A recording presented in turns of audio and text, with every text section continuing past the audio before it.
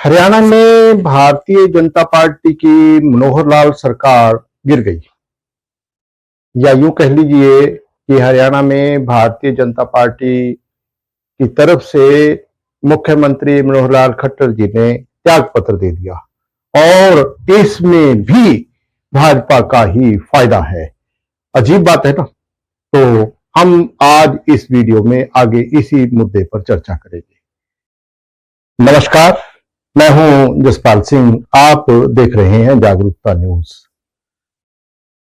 जो हरियाणा सरकार के संदर्भ में बड़ी बड़ी खबरें आ रही हैं, उस सिलसिले में हम अगर चर्चा करें तो फायदा कैसे है, नुकसान कैसे है, इस बारे विचार करने की जरूरत है। आज आपको मालूम होगा कि माननीय उच्चतम न्यायालय की तरफ से एक बड़ा आदेश आने वाला है इलेक्टोरल बॉन्ड के बारे में। इलेक्टोरल बॉन्ड का अगर ज्यादा चर्चा होगा तो सीधा सीधा जनता की जो मन में भारतीय जनता पार्टी के प्रति कहीं ना कहीं बड़े गुस्सा पैदा होगा, आक्रोश पैदा होगा। उस आक्रोश का नतीजा ये होगा कि भारतीय जनता पार्टी का वोट बैंक कहीं ना कहीं कम हो जाएगा। इलेक्टोरल बॉन्ड का चर्चा ज्यादा ना हो, राजनीति के माहिर जो लोग हैं, विशेषज्ञ हैं, वह मानते हैं कि हरियाणा में राजनीतिक तौर पर एक मुख्यमंत्री से कुर्सी लेकर दूसरे किसी को कुर्सी पर बिठाया जा रहा है। मनोहर लाल खट्टर जी जा रहे हैं तो उनकी स्थान पर भारतीय जनता पार्टी के ही एक अन्य नेता रहे। एक तो बड़ा फायदा भारतीय जनता पार्टी को इस राजनीतिक उठापटक का यह होने वाला है। इसके साथ ही एक बड़ी बात और भी है कि हरियाणा में 90 एमएलए है, विधायक हैं जो जनता द्वारा चुने गए। इनमें से 40 विधायक भारतीय जनता पार्टी के हैं, 10 विधायक जेजेपी दुष्यंत चौटाला जी की पार्टी से है। इस तरह से आज Bharatiya Janata party JJP alliance गठबंधन का आंकड़ा पूरा है, लेकिन भारतीय जनता पार्टी और जेजेपी के दरमियान जो अनेक तरह से मतभेद उभर कर सामने आ रही है। काफी अरसा से ये एक दूसरे के साथ तालमेल बिठा के चलना मुश्किल महसूस कर रहे थे।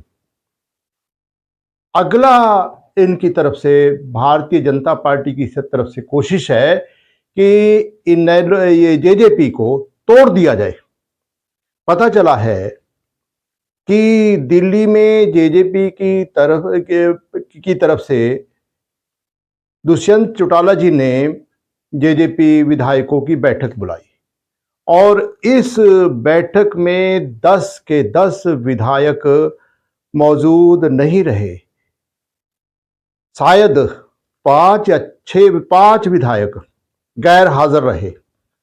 भारतीय जनता पार्टी की तरफ से दावा किया जा रहा है कि ये 5 विधायक भारतीय जनता पार्टी को समर्थन देंगे। इन 5 विधायकों के अतिरिक्त 6 निर्दलीय विधायकों पर भी डोरे डाले जा रहे हैं। उनको भारतीय जनता पार्टी सरकार बनाने के लिए अपनी तरफ को खींच रही है। एक तीर से कई निशाने भारतीय जनता पार्टी साध रही है। एक तरफ तो जेजेपी से छुटकारा पा रहे हैं, उससे दूर हो रहे हैं, अलायंस खत्म हो रहा है। दूसरी तरफ जो इलेक्टोरल बॉन्ड के संदर्भ में चर्चा हो रही है, जिससे भारतीय जनता पार्टी के बारे में एक गलत छवि बन रही है, एक जनता में गलत संदेश जा रहा है, उस संदेश को कुछ कम करने की कोशिश की जा रही है। इससे यह फायदा हो रहा है कि जो वोट बैंक पूरे भारत में भारतीय जनता पार्टी का गिरने जा रहा था, वो कुछ कम हो सकता है, कुछ उसमें विराम लग सकता है। भारतीय जनता पार्टी की तरफ से इस तरह से कुछ शायद राजनीति खेली जा रही है। आपको मालूम होगा कि जो भारतीय जनता पार्टी की तरफ से, मोदी जी की तरफ से ये एक बात बहुत जोशो खरोश के साथ कही जा रही है, मोदी की गारंटी। और साथ ही ये भी कहा जा रहा है इस बार 400 पार। वो 400 पार के ओवर कॉन्फिडेंस ने भारतीय जनता पार्टी में अलायंस को नाराज करना शुरू कर दिया। जेजेपी अलग हो रही है, महज अलायंस को नाराज करने की बात नहीं है। भारतीय जनता पार्टी अपने ही नेताओं को नाराज कर रही है। मिसाल के तौर पर आपने देखा होगा हिसार से भारतीय जनता पार्टी के मौजूदा सांसद Vijendra Singh ji, retired IAS officer, Bhajpa का दामन छोड़कर कांग्रेस में शामिल हो गए हैं।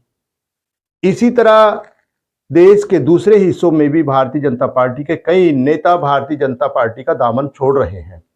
अब राजनीति किस तरफ बदलेगी, क्या रुख लेगी? जो मोदी जी बोलते हैं इस बार 400 पार, तो 400 पार में से जो विजेंद्र सिंह जी या दूसरे जो नेता छोड़ के जा रहे हैं, उनको गणित में आपने शामिल किया है या नहीं किया है, ये सोच लो। मुझे लगता है कि कहीं ना कहीं जो एक तरह से छोड़ के जाने वाले हैं, नाराज हैं, उनका भी कोई ना कोई जनाधार है। वो महज अपनी एक लोकसभा सीट पर ही प्रभाव नहीं डालेंगे, उसके अलावा देश की दूसरी लोकसभा सीटों पर भी प्रभाव पड़ेगा। और हरियाणा की राजनीति में चौधरी बीरेंद्र सिंह जी और भूपिंदर सिंह हुड्डा जी, जो हरियाणा के पूर्व मुख्यमंत्री हैं, ये वैसे तो एक दूसरे के भाई हैं, लेकिन कहीं ना कहीं यह सुना जा रहा है कि इनके दरमियान भी बहुत ज़्यादा अच्छे संबंध शायद नहीं है। अब जाट वोट का हरियाणा में बहुत अहम रोल है, बहुत बड़ी भूमिका है। जेजेपी के जो नेता हैं, उप मुख्यमंत्री, अब तो हम कहेंगे पूर्व उप मुख्यमंत्री दुष्यंत चौटाला जी, वो भी जाट वोट पर कहीं ना कहीं केंद्रित हैं। और भूपिंदर सिंह हुड्डा जी, उनका भी एक अच्छा जाट वोट है। अगर ये ना हो जाए, हो सकता है कि ये भी हो जाए कि कहीं ना कहीं जेजेपी, दुष्यंत चौटाला और भूपिंदर सिंह हुड्डा दोनों एक दूसरे के साथ मिल जाएं, हरियाणा की राजनीति एक नई दिशा की तरफ जा सकती है। अगर भारतीय जनता पार्टी आज ओवर कॉन्फिडेंस में यह उम्मीद करे कि हरियाणा की सभी लोकसभा सीटों पर चुनाव जीत जाएगी, मुझे तो लगता है कि यह महज मृचिका, एक वहम होगा। रिजल्ट क्या होगा आप आने वाले वक्त में खुद देखेंगे। आपसे निवेदन है कि आप इस वीडियो पर कमेंट करें, आप इस वीडियो को आगे ज़्यादा से ज़्यादा शेयर कीजिए। आप से ये भी आशा है कि आप इस चैनल को तुरंत सब्सक्राइब करेंगे, बेल आइकॉन का बटन दबाइए ताकि आने वाली हर वीडियो, हर नोटिफिकेशन आपको मिलती रहे। हम आशा करते हैं कि 2024 के चुनाव के दौरान भारत को अच्छे नेता मिलेंगे, अच्छे सांसद मिलेंगे, पार्टी चाहे कोई भी हो। उम्मीद करेंगे कि वह भारतीय जो एक तरह से सभी जो एक तरह से नागरिकों को, भारत के सभी नागरिकों के भले के लिए काम करेंगे। किसी तरह की कोई नफरत की बात ना हो, किसी तरह की कोई भेदभाव की बात ना हो, सिर्फ देश के विकास के बारे में, महंगाई कम हो, एजुकेशन के बारे में सोचा जाए, बेरोजगारी कम की जाए, ऐसी बातों पर गौर किया जाए। हम सब यही उम्मीद करेंगे। आप सब उन्नति करें, आप सब खुश रहें, आप सब का भला हो, इसी कामना के साथ साथ आप सबको सादर नमस्कार।